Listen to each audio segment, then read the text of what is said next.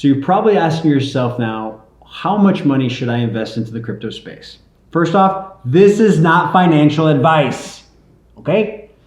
My name is Oto Gomes, and I've been in the crypto industry for almost a decade, and I'm here today to share with you how much you should share into the space. You ready? So first things first, there is always risk when investing your money, okay? The key is to invest your money with discernment. And what does that mean exactly? It means doing the research, okay, using your intellect, using the knowledge that and the wisdom that you were given that you learned in school, from parents, from everywhere you can, and then trusting your gut, trusting your own connecting the dots, your own a perspective and your own discernment, because that's the only way truly to move into the space without falling into the emotional traps. So once you figure out the exact amount of money that you want to invest, try to look at your full portfolio of everything that you own: real estate, stocks, commodities, car, everything that you own, all the properties and assets that you own.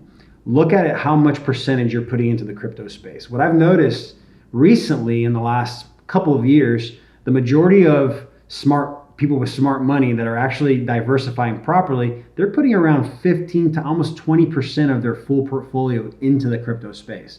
So if you're asking how much money you should put in, let me give you that percentage. 15 to 20% investing into the crypto space is the normal speculative percentage for most investors that have smart money that is investing into the crypto space. Once you've made your investment into the space, there is a simple diversification that you can do to mitigate volatility.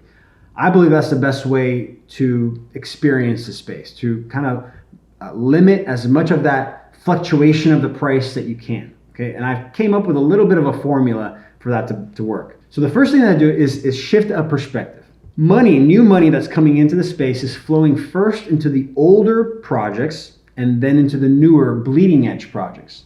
So if that's the case, that means that you want to have the larger portion of your whole portfolio in crypto to be those older projects like Bitcoin, Ethereum, Litecoin. It's all these coins that have created stability through volume, just through having a lot of money flow into them first. Once you do the 50% there, and you've done your research to know which 50%, which I would recommend any one of the top 20, then you shift into the medium projects. The medium projects are, I would say, the blockchain interoperability, which is being able to communicate between different chains, NFTs, the NFT space.